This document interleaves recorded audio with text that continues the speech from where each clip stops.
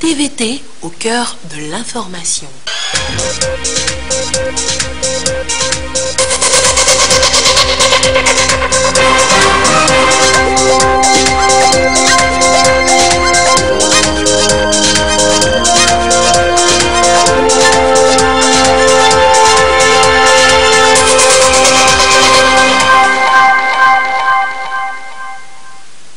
Bonsoir à tous, il est 20h. Dans l'actualité ce soir, le Conseil des ministres, il s'est réuni à Lomé ce mercredi. De quoi le gouvernement a-t-il parlé? Le compte rendu tout à l'heure en début de journal. Les forces armées togolaises font l'inventaire de leur crédit et épargne. Assemblée générale de la COMEC depuis ce matin à l'état-major. On en saura un peu plus tout à l'heure dans cette édition. Et puis ce match ô combien important pour les éperviers du Togo. Ils jouent leur qualification pour la CAN 2019 ce dimanche à Cotonou. Tout le monde est là, présent et déterminé. Le gouvernement leur a apporté tout son soutien. Voilà, madame, monsieur, le sommaire. Bienvenue. Voici le 20h. À l'ouverture, donc, le Conseil des ministres ce mercredi. De quoi a-t-il été question? Réponse avec le ministre en charge de la communication, Folibazi Katari. Communiqué du Conseil des ministres de ce mercredi 20 mars 2019. Le Conseil des ministres s'est réuni ce mercredi 20 mars 2019 au palais de la présidence de la République sous la présidence de son Excellence M. Faure Essozimna Gnassingbé, président de la République.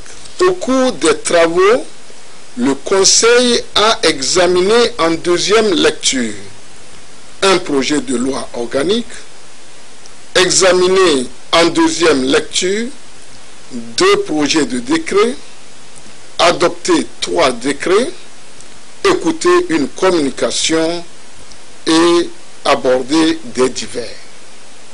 Au titre des projets de loi, le projet de loi organique examiné en deuxième lecture est relatif à l'organisation et au fonctionnement de la Cour des comptes. L'internalisation des nouvelles directives du cadre harmonisé des finances publiques dans l'espace de l'UEMOA et la prise en compte des normes exigées pour toutes les institutions supérieures de contrôle des finances publiques au plan mondial à travers l'Organisation internationale des institutions supérieures de contrôle confère de nouvelles attributions et exigences à la Cour des comptes. Ceci nécessite la relecture de la loi organique du 10 juillet 1998 relative à son organisation et à son fonctionnement. Au titre des décrets, les deux décrets étudiés en deuxième lecture portent respectivement sur l'organisation et fonctionnement de l'Observatoire national de la politique de l'aménagement du territoire et institution de visa de localisation. L'Observatoire national de la politique de l'aménagement du territoire, créé par la loi numéro 2016-002 du 4 janvier 2016 portant loi cadre sur l'aménagement du territoire a pour mission, entre autres, d'observer les variations des principaux facteurs pouvant avoir des impacts négatifs sur le territoire et d'émettre des alertes à l'endroit du gouvernement sur les risques probables. L'instauration d'un visa de localisation vise à garantir une cohérence dans l'implantation des infrastructures, des équipements, des activités et des hommes sur l'ensemble du territoire national pour un développement harmonieux et équilibré du pays.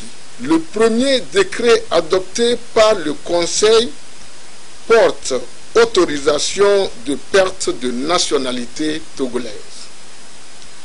Les dispositions des articles 23 et 24 de l'ordonnance numéro 78-34 du 7 septembre 1978 portant code de la nationalité togolaise ouvre aux ressortissants togolais désireux d'obtenir la nationalité d'un autre pays la possibilité de répudier la nationalité togolaise. En effet, l'acquisition de la nationalité de certains pays, notamment l'Allemagne et les Pays-Bas, ne devient effective que sous la condition suspensive de la preuve par les bénéficiaires de la perte de leur nationalité togolaise. Le ministère de la Justice a enregistré pour la période des mois de mai à décembre 2017 plusieurs demandes provenant des Togolais vivant en Allemagne et aux Pays-Bas. Cette perte de nationalité accordée induit pour les demandeurs de restituer les pièces et documents originaux qui leur avaient été délivrés par l'État togolais, notamment le certificat de nationalité, le passeport, la carte d'identité nationale et la carte consulaire. Le deuxième décret adopté par le Conseil est relatif à la création et à l'organisation du guichet foncier unique. La loi numéro 2018-005 du 14 juin 2018 portant code foncier et domanial qui a consacré la refonte des cadres juridiques et institutionnels du foncier a prévu au plan institutionnel la création d'un guichet foncier unique GFU pour répondre aux besoins d'allègement et de célérité de la procédure d'obtention des actes d'urbanisme, notamment le titre foncier. Le GFU rassemble à son sein les représentants de toutes les administrations impliquées dans les formalités de dépôt et de réception des documents nécessaires aux formalités de l'immatriculation. Il permettra, à l'instar du Centre de formalité des entreprises, CFE, de réduire les coûts et minimiser les risques en matière de formalité domaniale. Le troisième décret, adopté par le Conseil, est relatif à la modification du décret numéro 97-219/PR du 15 octobre 1997 portant règles d'organisation et de fonctionnement des chambres régionales d'agriculture. Ce décret modifie le décret numéro 97-219/PR du 15 octobre 1997 en intégrant les innovations apportées par la loi numéro 2011-013 du 27 mai 2011, lesquels visent à rendre plus fonctionnels et plus efficaces les chambres régionales d'agriculture à travers l'amélioration de leur appropriation par leurs membres et le renforcement du statut juridique ainsi que de la crédibilité de la représentation du réseau au plan national, sous-régional et international. Le décret modificatif instaure des cotisations pour les ressortissants des chambres régionales d'agriculture et transforme le Bureau national des chambres régionales d'agriculture en conseil permanent des chambres d'agriculture du Togo.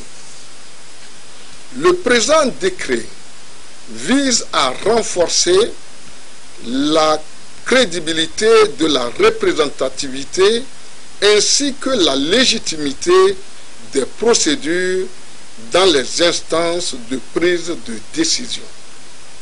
Au titre de la communication, la seule communication écoutée et approuvée par le Conseil a été présentée par le ministre des Affaires étrangères, de l'intégration africaine et des Togolais de l'extérieur et a pour objet de rendre compte au Conseil des ministres de l'organisation au cours du mois de novembre 2019 d'un forum économique des Togolais de l'extérieur. Dans le cadre du renforcement de la gouvernance politique, économique et administrative, le gouvernement a exprimé en de nombreuses reprises son intérêt pour la participation de tous, y compris les Togolais de l'extérieur, au développement du pays. Dans cette perspective, il lui est apparu nécessaire de mobiliser la diaspora togolaise par le transfert de compétences et de savoir-faire de celle-ci dans les différentes stratégies du gouvernement afin d'optimiser la contribution des Togolais de l'extérieur pour le développement économique et social du Togo.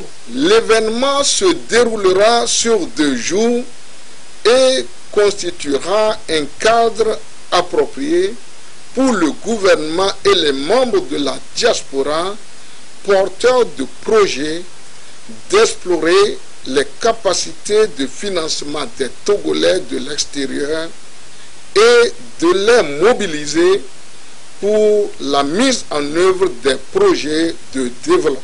Au titre des divers, le Conseil a écouté le compte rendu de la ministre de l'Action sociale, de la promotion de la femme et de l'alphabétisation relatif aux conséquences dramatiques des intempéries survenues dans la nuit du samedi 16 au dimanche 17 mars 2019.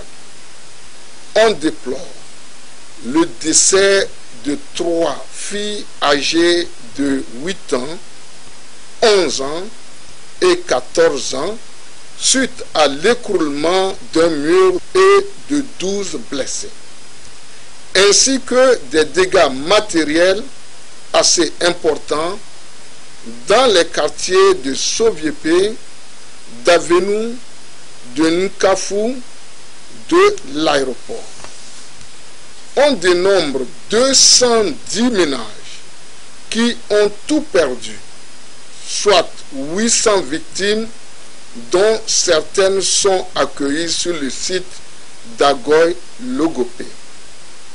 Le gouvernement, suivant les instructions du président de la République, continue d'apporter son soutien aux familles des ménages éplorés ou touchés et prend les mesures nécessaires pour réduire les conséquences malheureuses de ces inondations.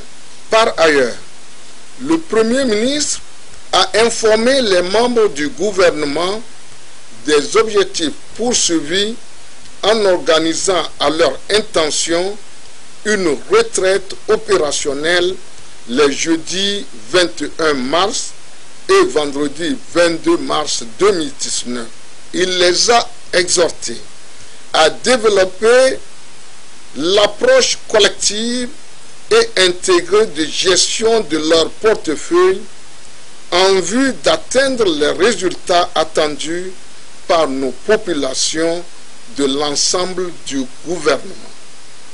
Enfin, le Conseil des ministres a procédé à des nominations au titre du ministère de la fonction publique et au ministère en charge de la santé.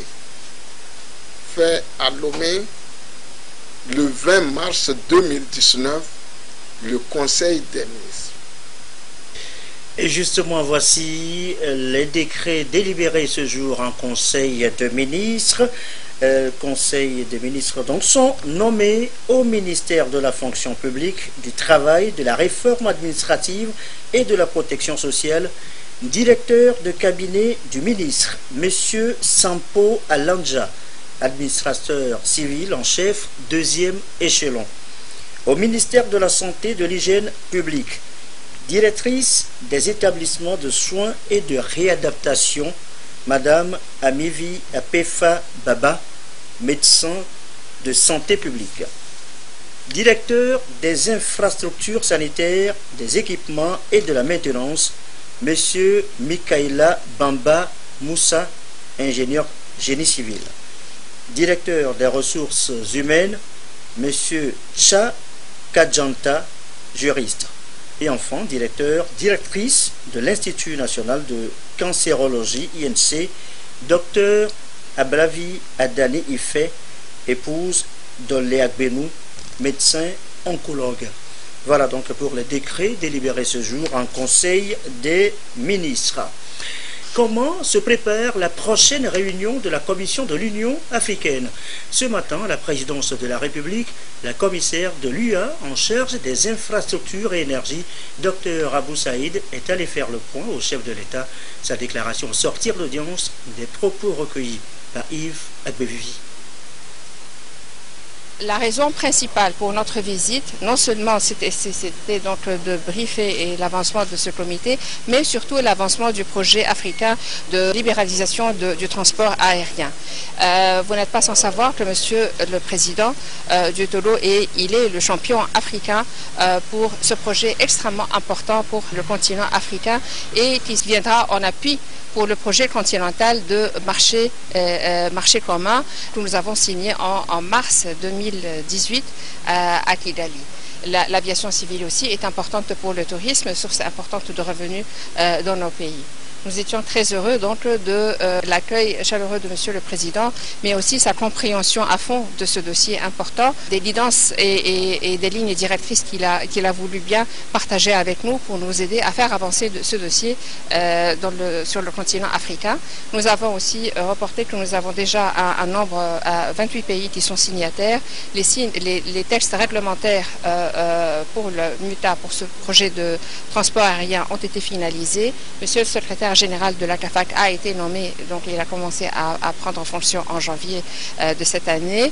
Il y a déjà un nombre d'ateliers qui ont été conduits sous la CAFAC pour les CER et donc le travail bouge de manière tout à fait satisfaisante et bien sûr avec l'appui et comme j'ai dit la guidance de son Excellence Monsieur le Président, nous sommes confiants que nous allons donc faire avancer le dossier encore beaucoup plus loin avant juillet prochain où il y aura le sommet africain.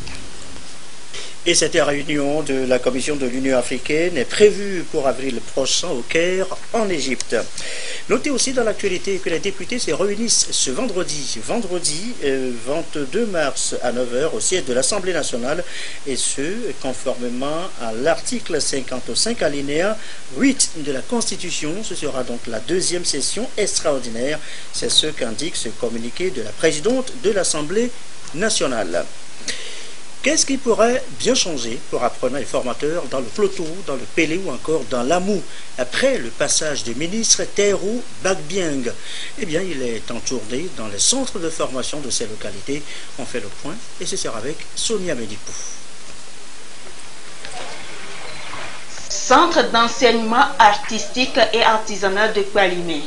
Première étape de la tournée du ministre de l'Enseignement technique, de la formation et de l'insertion professionnelle. Le ministre Taïrou Baguig s'est d'abord entretenu avec le corps enseignant avant de se rendre dans certains ateliers de fabrication du centre.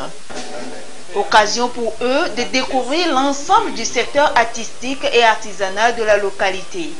La tournée a ensuite conduit le ministre au Centre régional d'enseignement technique et de la formation professionnelle CRETFP, où il a eu à échanger avec les responsables et les enseignants sur le travail et la place que représente l'enseignement technique pour les autorités. Après Kpalimé, la délégation s'est rendue au centre rural d'activités socio-éducatives CRAS de Govier dans le Pélé, puis au centre de formation technique et professionnelle de Sodo dans l'Amou, dernière étape de sa tournée. Cette visite de terrain a pour but de permettre au ministre de se faire une idée des structures et établissements relevant de son département ministériel. D'abord, visiter toutes les institutions et les établissements qui sont sous notre gouverne, m'imprégner également des difficultés que chacun a, constater les filières qui sont ouvertes dans chaque établissement, comment ça marche, quel est l'engouement des apprenants autour des filières existantes, quels sont leurs nouveaux besoins et comment encourager nos populations, nos jeunes, nos élèves à s'intéresser à l'enseignement technique. La vision du chef de l'État est que chacun puisse se prendre en charge. Vous savez que aujourd'hui, avec le plan national de développement de notre pays, l'enseignement technique a une mission fondamentale à assurer. C'est de produire la main-d'œuvre qualifiée pour pouvoir mener à bien tous les travaux qui vont se réaliser. La tournée a aussi permis au ministre de se faire une idée des difficultés auxquelles sont confrontés ces centres, d'une part, et d'autre part, de recueillir leurs doléances afin de mieux planifier le secteur de l'enseignement technique et professionnel au Togo. L'apprentissage, la formation, les 5 États du Conseil de l'Entente s'en préoccupent aussi. Comment améliorer donc les prestations, par exemple, dans les métiers de la route, du chemin de fer et des mines? Réponse dans un projet de formation lancé hier, mardi, à Lomé. Marie-Reine Abeta, Augustin Kossi. Le Conseil de l'Entente et la Banque africaine de développement engagés pour l'amélioration de la qualité et de l'offre de la formation aux CERFER à travers le projet d'appui à l'intégration de la formation dans les métiers de la route, du chemin de fer et des mines. Le Centre de formation pour entretien routier entend apporter une réponse aux défis de développement des infrastructures et à la problématique de l'emploi des jeunes. La BAD appuie l'intégration régionale de l'Afrique. La BAD fait de l'emploi des jeunes de cet vecteur pour développer l'Afrique. Ce projet PAIF regroupe ces deux aspects. Ça nous permet d'avoir d'abord de créer des emplois pour les jeunes, compléter leur formation par des pertinences afin de satisfaire aux besoins de l'emploi des jeunes, création de la richesse. Le Conseil de l'Entente regroupe 5 pays et par l'appui de la BAD, elle voudrait encourager l'intégration régionale en Afrique, particulièrement par le Conseil de l'Entente, et aussi créer beaucoup d'emplois pour les jeunes filles. Ce projet d'un montant total de 6,31 milliards de francs CFA va accroître les opportunités d'insertion socio-professionnelle des apprenants. Il favorisera l'éclosion des compétences qui répondent, selon les responsables du Conseil de l'Entente, à l'épineuse question de l'adéquation formation-emploi dans les métiers de route, du chemin de fer et des mines. Les chefs d'État ont décidé de faire du CERFER un centre d'excellence. Cela nécessite une réforme entière du CERFER. Et il se trouve que la BAD, qui est l'institution financière continentale, qui a été approchée, trouve ce projet pertinent, opportun et innovateur, puisqu'il s'agit de former les jeunes techniciens dans le métier du bâtiment, de la route, du rail et des mines. Les bâtiments seront rénovés, les contenus pédagogiques transformés, il y aura un suivi des diplômés, il y aura aussi 30% de jeunes filles qui seront diplômées à l'école. Il est attendu de ce projet la formation de 300 techniciens chaque année. Il servira aussi à rénover les outils de gestion et de pilotage stratégique, la réhabilitation et l'extension du centre, de même que la mise en place d'un dispositif de suivi pour l'insertion professionnelle des diplômés. Le développement d'un partenariat au niveau national, régional et international reste un des axes prioritaires de ce projet intégrateur. Restons toujours dans la ligne de la formation. Vous êtes jeune, envie de vous lancer dans l'élevage des porcs ou encore dans la culture d'anacarde. Que faire? Agri Digital, c'est un journal en ligne. Il semble avoir la formule. Reportage à Kara de Nestor Bonjour. L'anacarde est présentée aujourd'hui au Togo comme une filière porteuse et à forte valeur ajoutée. Cette filière est convoitée par bon nombre de producteurs, notamment les jeunes. Mais le problème, c'est qu'ils ne maîtrisent pas pour la plupart les techniques de production pour devenir de véritables entrepreneurs dans ce domaine. Certains d'entre eux pourront l'être s'ils appliquent les connaissances qui leur sont apprises au cours de cette formation à l'initiative du journal agridigital.net. D'autres thématiques, comme l'élevage moderne des porcs et l'utilisation des semences certifiées, sont aussi au programme de cette formation. Nous avons choisi ces thèmes-là pour répondre à un besoin exprimé par la population qui veut que les jeunes, la jeunesse, s'intéressent beaucoup plus au secteur agricole pour effectivement venir à bout de ce problème de chômage dans notre pays. Donc c'est dans cette logique que le journal Agri-Digital, au-delà de son objectif qui est d'informer les gens, a décidé de se positionner sur l'axe former aussi la jeunesse togolaise. En initiant cette formation, agridigital.net entend susciter le goût de l'entrepreneuriat agricole auprès des jeunes.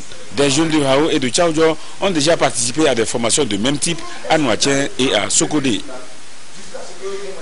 Dans l'actualité ce soir, deux notions pas toujours bien claires pour tout le monde. Le système LMD, licence, master, doctorat et la digitalisation. Que faut-il en savoir exactement? Les explications dans ce reportage de Karine Orlando et Lucassi. L'université de Kara s'ouvre aux élèves du lycée Promo Sophia. Appelés à faire des études académiques après le baccalauréat deuxième partie, ces élèves sont entretenus sur le système LMD. Un système introduit au Togo en 2008 et qui intègre 3 grades, notamment la licence, le master et le doctorat. Le fonctionnement de l'université de Kara leur a été également renseigné. Moi, je retiens que quand on arrive à éliminer une matière, par exemple, on peut aller en année supérieure. Mais si on a des matières qu'on n'a pas pu éliminer, on peut toutefois recomposer dans la matière même en année supérieure. Dans toutes les matières, il va falloir avoir au moins 10 de moyenne. Avec la sensibilisation, l'information, je crois que ce système aujourd'hui, nous ne pouvons plus y échapper. C'est pour cela que nous avons invité personnellement le professeur Sanda pour nous entretenir, expliquer de fond en comble quoi le système LMD. Et je crois qu'à travers sa communication, il a été clair, il a fait le distinguo, comment les apprenants vont s'y prendre, les enseignants, les parents, pour que ce système soit bien réussi et combler toutes les attentes, surtout des apprenants. C'est la toute première fois que l'université de Kara effectue une sortie de sensibilisation dans la partie méridionale du pays. Et cette sortie intervient à l'occasion de la semaine culturelle. Elle a permis d'ailleurs d'outiller ses élèves sur comment embrasser leur futur parcours universitaire et l'importance de la digitalisation. Je leur ai parlé des caractéristiques de ce système, dont les principales sont la semestrialisation, la capitalisation, la professionnalisation des profils en fin de parcours, la mobilité des étudiants, la mobilité des enseignants. J'ai attiré leur attention sur le fait qu'il n'y a pas de compensation entre les unités d'enseignement. C'est une grande différence entre le lycée et l'université. Ils doivent avoir la moyenne dans chaque unité d'enseignement. La digitalisation s'est invitée aux échanges et c'est de bon aloi parce que une fois que les élèves ont réussi au baccalauréat, vous pouvez suivre de la préinscription à l'attestation. Tout est en ligne. Au-delà des services rendus à la communauté, l'Université de Kara a pour mission d'enseigner, de favoriser les recherches universitaires et de partager les résultats de ces recherches au profit du développement. Voilà, LMD, digitalisation, on en sait donc un peu plus ce soir. Bon, à savoir aussi, il y a 1 an et demi, la Caisse nationale de sécurité sociale est passée à la numérisation, à la digitalisation, si vous voulez, de ses fichiers. C'est une innovation. Question tout de même ce soir, qu'est-ce qui change pour les entreprises et leurs employés? Élément de réponse, Lucas. La Caisse nationale de sécurité sociale, CNSS, s'inscrit définitivement dans la digitalisation de ses services. Ça fait bientôt 1 an et demi que la structure propose une solution effective de digitalisation en ce qui concerne la télédéclaration nominative des rémunérations. Une solution qui a rallié un nombre important d'entreprises au Togo. Sur la période de novembre 2017 au 28 février 2019, plus de 1700 entreprises ont déclaré leur rémunération nominative de leurs employés via cette solution de déclaration en ligne que propose la CNSS. Des réformes qui confortent l'activité du climat des affaires, bien appréciée par Sandra Ablamba Johnson, conseiller auprès du président de la République, coordonnateur de la cellule climat des affaires. Cette adhésion se justifie par les différents avantages qu'offre cette télédéclaration en termes de gain de temps. De fait, avec la télédéclaration, la CNSS réduit considérablement le délai de ses prestations et évite aux employeurs des déplacements physiques vers ses bureaux. En plus de la télédéclaration, la CNSS offre aux employeurs la possibilité de paiement des cotisations sociales en ligne via leur compte mobile Money, notamment T-Money et Flood. Ceci pour s'inscrire dans la dématérialisation de toutes ces procédures. Annoncé en titre tout à l'heure, la COMEC fait ses comptes. La COMEC, eh bien, c'est la coopérative militaire d'épargne et de crédit. Elle est en assemblée générale à réunion depuis ce matin à l'état-major général des forces armées togolaises. Chassim Labaga. Militaire et de gendarmerie. Les travaux de cette 4e Assemblée générale ordinaire portent essentiellement sur le rapport d'activité exercice 2018 de la coopérative militaire d'épargne et de crédit COMEC. Les actions menées par le comité de gestion et les résultats des différents comptes épargne, crédit et le taux de remboursement seront présentés et rigoureusement analysés par les adhérents. La COMEC a poursuivi avec succès sa mission, celle de contribuer à l'amélioration significative des conditions de vie des adhérents ainsi que de leurs familles, en leur procurant des services financiers accessibles. L'accessibilité, la rapidité, la simplicité, la sécurité et la qualité ont fait de la COMEC une institution de confiance au service de la quasi-totalité du personnel des forces armées togolaises. La COMEC a clôturé l'exercice 2018 avec un résultat d'exploitation de plus de 700 millions de francs CFA. 10 440 emprunteurs actifs et un encours de crédit d'environ 10 milliards de francs CFA.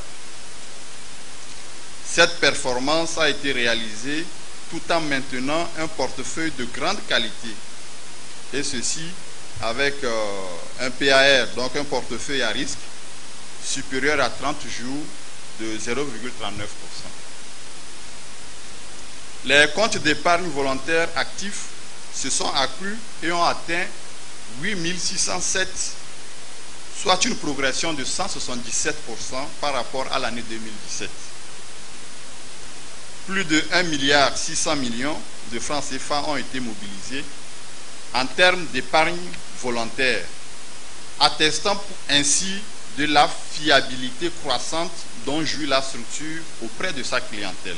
Toutes ces performances sont vivement saluées par les adhérents qui voient en ces résultats la preuve de la vitalité de leur coopérative. Elle mérite d'être consolidée en relevant les nouveaux défis qui se présentent à la COMEC. Je voudrais vous prier avant toute chose de vous joindre à moi. Vous témoigner une fois encore nos respectueux remerciements au président de la République, chef des armées, pour avoir inspiré, initié et mis à la disposition des hommes et des femmes de la défense cet instrument d'épanouissement individuel et d'amélioration de leur cadre de vie. Les progrès réalisés, je le crois, méritent les compliments de nous tous ici rassemblés. Ils démontrent la justesse de l'idée qui a présidé à la naissance de cette entreprise, à la fois financière, sociale et humaine. Ils sont le fruit de l'esprit de discipline, de solidarité et de rigueur qui sert de socle à la communauté militaire. Ils sont la preuve que la COMEC fait des pas en avant chaque année, confortant graduellement son équilibre financier et sa capacité à mieux servir ceux qui lui font confiance. La dynamique de croissance de la COMEC ne doit pas occulter les nombreuses attentes des adhérents. En fait, c'est là le défi des mois et des années à venir. Faire plus et faire mieux, peut-être avec moins de moyens. C'est un défi, en tout cas, qui est à la hauteur des espoirs que nourrissent plus de 17 000 adhérents de la coopérative, qui souhaitent la voir grandir et prospérer davantage, afin de continuer à jouer le rôle d'instrument de valorisation de la condition militaire, de rempart solide contre la précarité provoquée par les recours aux usuriers, le rôle de conseiller dans la gestion des revenus personnels, un rôle accru de secours sûr en temps d'épreuve et aussi surtout le rôle d'assurance d'une meilleure entrée dans le temps de retraite qui conclut toute carrière. Cette Assemblée générale, par les recommandations novatrices et toutefois empreintes de prudence qu'elle fera à l'endroit de la hiérarchie des forces armées, doit ouvrir le chantier permettant de relever ce défi. C'est le 14 janvier 2015 que la COMEC a été créée. L'initiative est du président de la République, Faure Essozmna Gnazingbe, chef des armées, dans sa quête permanente du bien-être des populations togolaises en général et des forces armées togolaises en particulier. Le Conseil des ministres, on l'a entendu en début de journal, a exprimé sa compassion aux victimes de la grosse pluie de samedi à Lomé. Le parti Unir a joint l'acte et la parole. Il est allé à la rencontre ce mercredi des victimes, non sans les mains vides. Le récit de Eko Salin. Voici la famille Yissoufou, victime du cataclysme qui a coûté la vie à 3 de ses enfants. Quelques jours sont passés après le drame, mais la tristesse se lit encore sur le visage de ses parents, admis ici au centre permanent pour sinistrés des catastrophes naturelles et ou anthropiques d'Agoué. Une délégation du parti Unir, Union pour la République d'Aflaougakli, conduite par le député Raymond Kailosson, est allée leur rendre visite avec une aide d'urgence. La délégation promet de permettre aux enfants de ces sinistrés qui sont éloignés de leur école de finir l'année scolaire sans difficulté. Nous avons déjà subi la perte de 3 enfants et on rend grâce à Dieu qu'on ait eu 7 enfants qui ont survécu, et en venant dans ce centre, ils ont eu leur scolarité interrompue et nous avons décidé, notre coordination à Aflaougakli, de prendre en charge la scolarité de ces 7 enfants pour qu'ils puissent finir leur année scolaire. Parce que ces enfants sont l'avenir de notre pays, le Togo. Donc nous devons en prendre infiniment soin. Cette famille a tout perdu, tout. Elle a perdu non seulement ses enfants, mais tout ce qui est matériel. Donc nous avons voulu leur apporter cet appui aussi, et aussi au centre. Et sur le site où s'est produit le drame, les dégâts sont palpables. La délégation a échangé avec les victimes avant de leur remettre cette enveloppe financière en plus des vivres et non-vivres. Merci pour tout le don que UNIR est venu nous faire. Il est venu nous porter de l'aide. Il est venu nous assister en cas de détresse. Nous vous remercions pour tout ce que vous nous faites. On appelle le gouvernement de venir à notre aide dans le quartier. La délégation a également fait un tour à Totivik-Blancomé. Dans ce quartier, les traces encore visibles du niveau de l'eau témoignent de la gravité de la situation. Plusieurs familles sont délogées. Avant qu'une solution durable ne soit trouvée, Kailosson témoigne la compassion du président du parti Unir à toutes les victimes de ces pluies diluviennes. Enfin, sport, je vous l'annonçais aussi en titre, tout le monde est là pour le crucial Togo-Bénin de dimanche prochain. Les éperviers jouent la qualification, une victoire ou rien. À l'entraînement ce soir, le ministre des Sports leur a apporté tout le soutien du gouvernement. Lucassi. À quelques jours du derby décisif entre le Bénin et le Togo, comptant pour les éliminatoires de la CAN Égypte 2019, les éperviers du Togo effectuent l'un de leurs derniers entraînements à huis clos avant le jour J. Conscient de l'importance capitale que revêt ce match pour le Togo, le ministre en charge des sports est allé apporter le soutien du président de la République et du gouvernement aux joueurs, visiblement prêts à défendre les couleurs de la nation. Nous avons été très encouragés par la présence de tous ceux qui ont été invités. Tous ceux qui ont été convoqués sont là et ils sont venus à temps. D'habitude, il y en a qui arrivent même le dernier jour. Mais cette fois-ci, ils sont venus à temps. Nous avons eu l'occasion de leur exprimer vraiment toute notre reconnaissance pour avoir répondu spontanément et pour avoir eu le souci de venir défendre les couleurs de leur pays. Ensuite, nous leur avons apporté tout le soutien du chef de l'État et de tout le gouvernement. Nous leur avons apporté la confirmation que tout le gouvernement est derrière eux jusqu'au dernier coup de sifflet. Ça veut dire que nous serons autour d'eux le dimanche, même dans le stade de Cotonou, et nous reviendrons certainement avec la victoire. Vous savez, en matière de football, quand on n'a pas encore sifflé, la fin des 90 minutes, c'est qu'on est capable de faire encore beaucoup de choses. Le Togo l'a déjà prouvé à certains moments. Si ça a été hier, pourquoi pas aujourd'hui? Le Togo, logé dans le groupe D avec le Bénin, l'Algérie et la Gambie, est troisième avec 5 points. Une victoire face au Bénin ce dimanche 24 mars lui permettrait d'être deuxième et de se qualifier avec 8 points devant son voisin le Bénin qui compte déjà 7 points. Un match nul qualifierait par contre le Bénin. Pour cette 6e et dernière journée cruciale des éliminatoires de la CAN Égypte 2019, le ministre appelle à une mobilisation générale pour soutenir les éperviers. Toutes les conditions qui ont été portées à notre connaissance, nous avons pris toutes les dispositions pour qu'elles soient réunies, à moins qu'il y a d'autres que nous ne connaissons pas. Mais en tout cas, personnellement, j'ai veillé, nous avons veillé, le gouvernement a donné des instructions pour que les conditions qui nous ont été présentées soient réunies. Nous allons jouer à Cotonou. Nous savons qu'il y a des Togolais à Cotonou. Certainement, ils auront envie de venir. Mais ils seront plus motivés s'ils voient leurs frères togolais faire le déplacement. C'est pourquoi nous invitons le public sportif togolais à faire massivement le déplacement de Cotonou. Vous savez, les capitales africaines, et spécialement Cotonou, Lomé, Accra, c'est seulement 1h30 de distance, en tout cas si on veut s'exprimer ainsi. Donc, nous connaissons bien le public sportif togolais, quand il veut donner, il donne entièrement. Et nous voulons que les joueurs fassent tout pour ne pas les décevoir, parce que je suis sûr que le public sera là. Le groupe est au complet. Tous les joueurs convoqués par le sélectionneur Claude Leroy ont répondu présents et sont visiblement plus que motivés à mouiller le maillot pour une victoire finale. Il ne reste qu'au public de faire massivement le déplacement du stade de l'Amitié le dimanche prochain à Cotonou au Bénin pour porter l'équipe nationale vers une victoire impérative pour la qualification. Rendez-vous donc ce dimanche, une victoire ou rien, tous nos voeux de réussite accompagnent nos éperviers.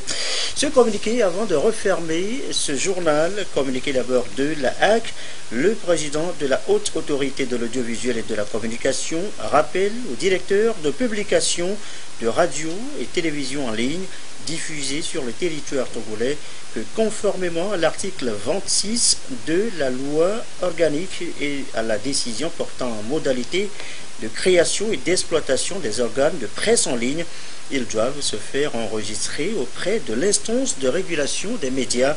À cet effet, les articles 3 et 4 de la dite décision précisent que l'exploitation en République togolaise à titre gratuit ou onéreux de sites internet fournissant des services de presse écrite ou audiovisuelle destinés au public est subordonnée à une déclaration auprès de la HAC. Par ailleurs, le président de la HAC porte à la connaissance des journalistes et techniciens de la communication exerçant dans les organes de presse en ligne que la déclaration de leur organe à la HAC est une condition préalable à la délivrance de la carte de presse. Un délai de 3 mois courant à partir du 26 mars 2019 est accordé aux directeurs de publication, de radio et de télévision en ligne pour se conformer aux formalités de déclaration. Passé ce délai, les organes de presse en ligne non déclarés à la HAC ne seront plus reconnus et aucune carte de presse ne sera délivrée à un journaliste ou technicien dont l'organe de presse n'est pas enregistré auprès de la HAC.